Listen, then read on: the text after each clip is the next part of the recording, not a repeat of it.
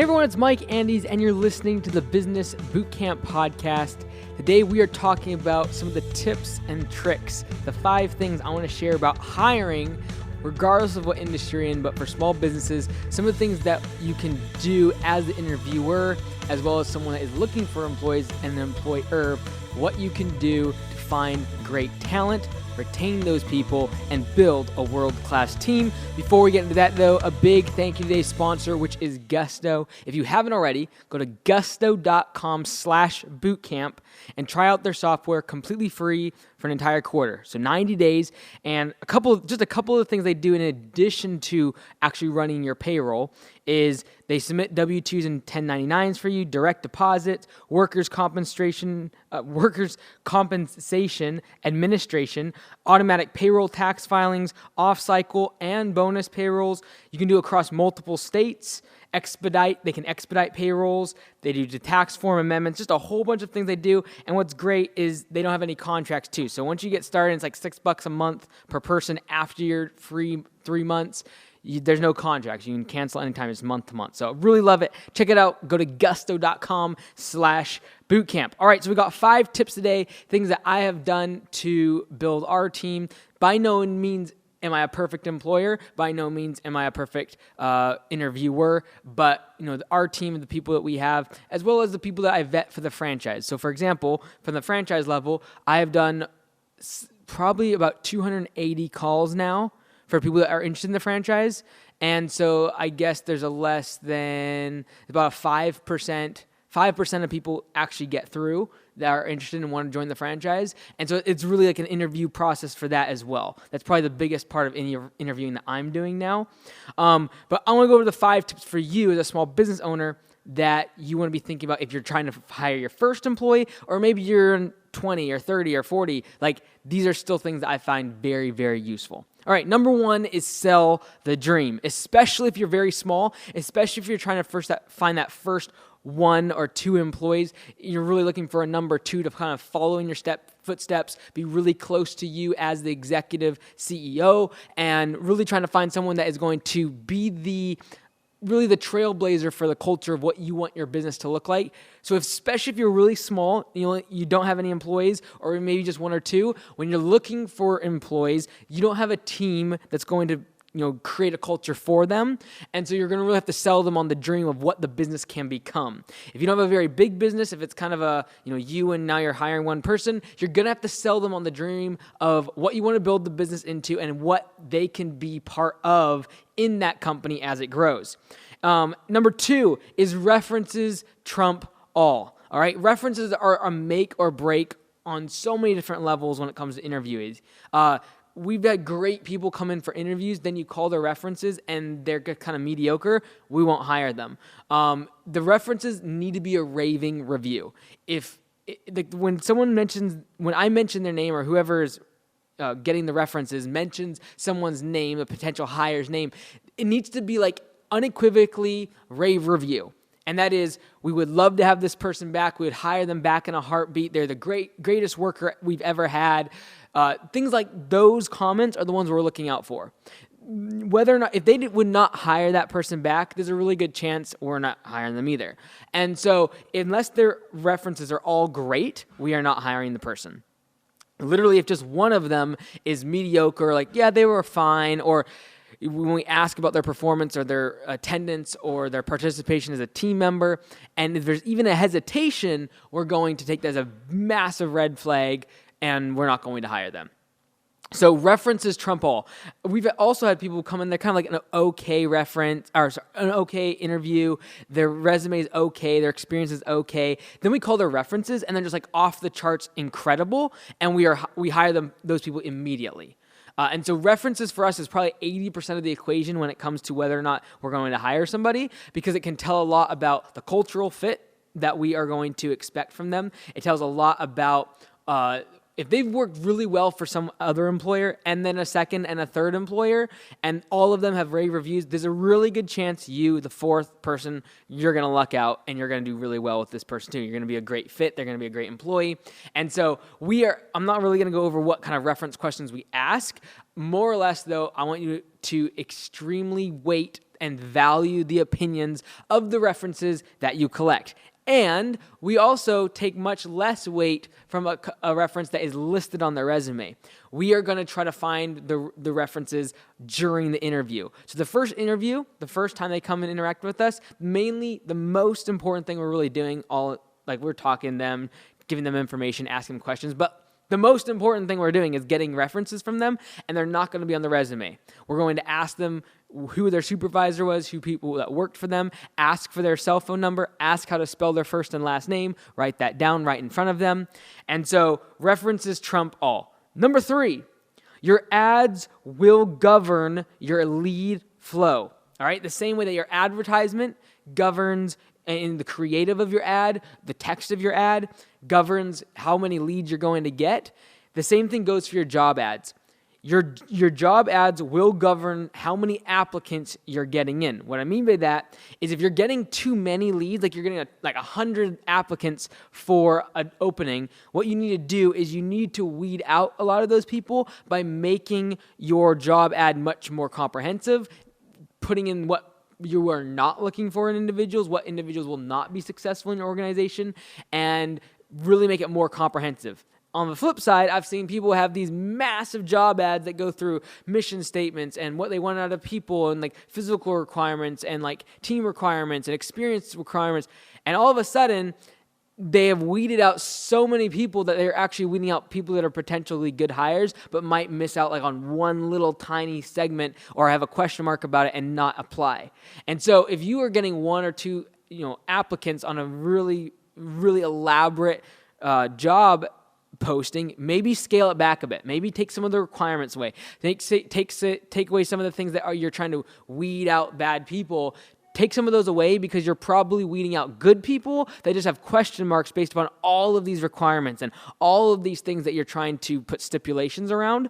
And so the way that you phrase your ad, the way that you set up your ad is going to govern the applicant flow. If you have too many, you're going to have to add to it. You're going to have to add in things to weed people out. And if you're not getting enough, you might need to open it up a bit in order to get enough leads because you might be cutting out good people by putting too many stipulations, too many requirements, too many, reference requirements or educational requirements or experiential requirements.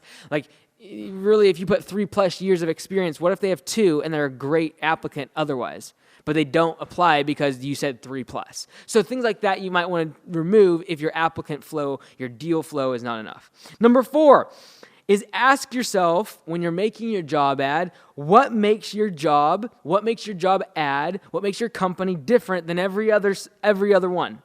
All right, so when they're scrolling through Craigslist or they're scrolling through Indeed or they're going through Monster, or they're going through any other job board on Facebook or whatever, what makes you stand out? What makes you different than every other business in your industry that's also putting ads at usually the same time of year, especially if you're a seasonal business?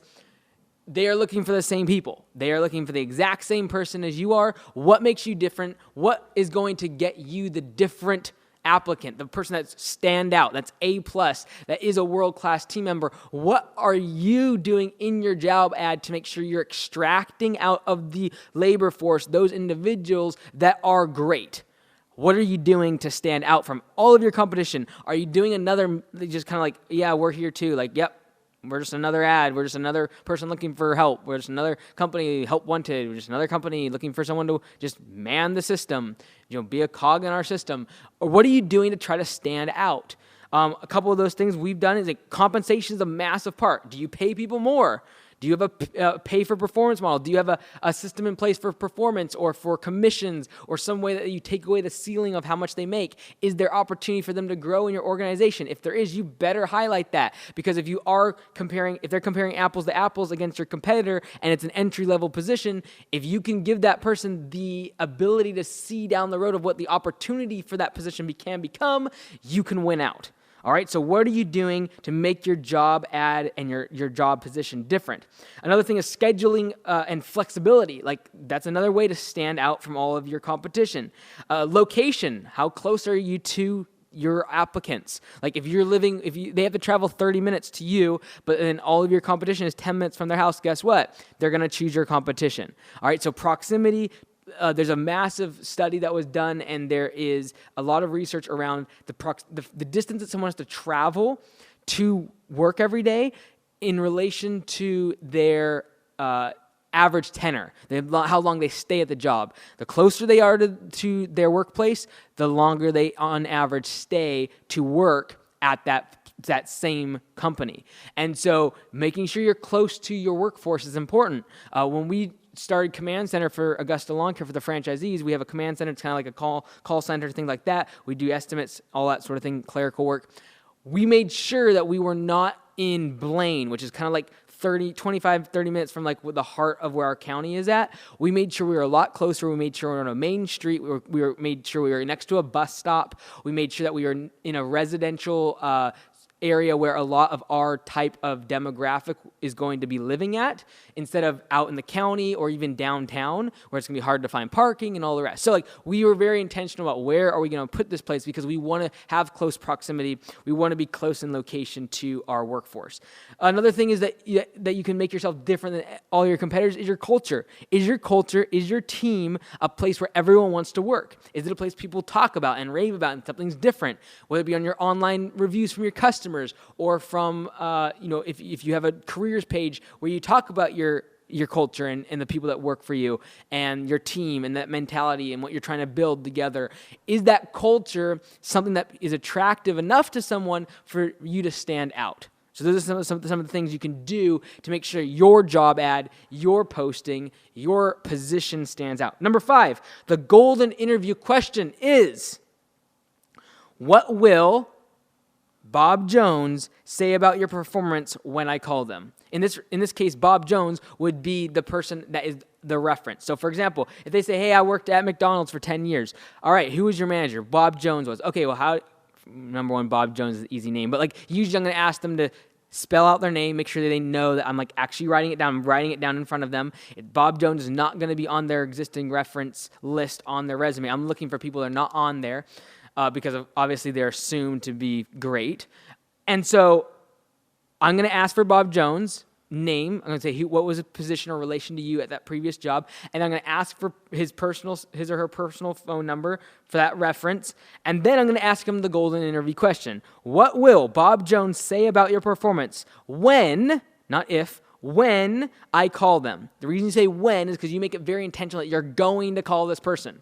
Not if you call them, like if I call them, what are they going to say? No, when I call them, and I've just wrote down their name and their number, which you just pull out your personal cell phone and gave it to me, what are they going to say about your performance? What are they going to say about, you can just go down the list. What are they going to say about your attendance? What are they going to say about you being a team player? What are they going to say about your ability to learn fast on the job? And you can literally ask that type of question in relation to things you might have questions about or see gaps in their experience or gaps in their, like if they have a gap in experience, for example, I'm going to ask about what will Bob Jones say about your ability to learn quickly on tasks you've never done before. I'm just going to ask it out blank.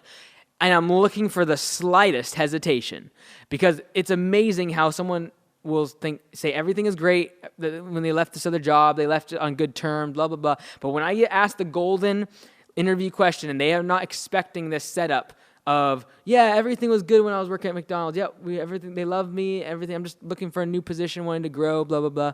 And then I ask them this question after getting Mr. Jones' phone number and I asked them, what will Bob Jones say about your performance when I call them? And all of a sudden, there's quietness, and you will be amazed. 50% of the time, they say, well, actually, let me tell you about this. And they tell about a little story and say, well, he might say this, but I think overall he'll think I'm good, but he might say this. And you all of a sudden get the real story. You get the stories that they didn't tell you originally. The skeletons in the closet they were trying to hide before, they all of a sudden have to reveal it, because they know if you call Mr. Bob Jones and Mr. Bob Jones tells you the story, it's going to be a whole lot worse. And so they will give you the true story right up front. And so it's amazing. Literally 50% of the time, there's a hesitation, and then they give me the real story of really what happened when they left that position or what really happened when they were working there. And so that is my golden interview question. Those are the 5 tips I would recommend for any small business owner to be asking when you interview and when you're looking for great team members that build a world-class culture. If you have great team members, if you have the right people on the bus, you are going to get a much better company, and you're not going to have to manage them as much. Great people don't need management. It's the people who are average or the people who are under average that require you to manage and to oversee and to make sure you keep them accountable and make sure you keep them prepped up and make sure they're coming to work and all those. Great players, great team players, great employees, they don't need management. They self-manage. They make sure they're motivated. They make sure that they're on time. They're the ones that are actually getting things done. And so something I heard that was really, really good recently is people will stay on the bus for the people that are on the bus and you want people that are so involved in the team, because if the bus changes direction, then you want people to stay on the bus. Whereas if someone joins your team because of the destination of where they think the bus is going, and they're in love with the destination of where the bus is going, where the company is going, you might need to change course or change the direction the business is going, but they have their heart and their mind set on where the bus was going. But if you can get them to buy in and love the culture, love the people on the bus, regardless of where the bus goes, regardless of the changes in direction or the modifications, the pivots you have to make in your business, they'll stay on the bus. You've been listening to the Business Bootcamp Podcast. I'm Mike Andes. Until next time, be great, because nothing else pays.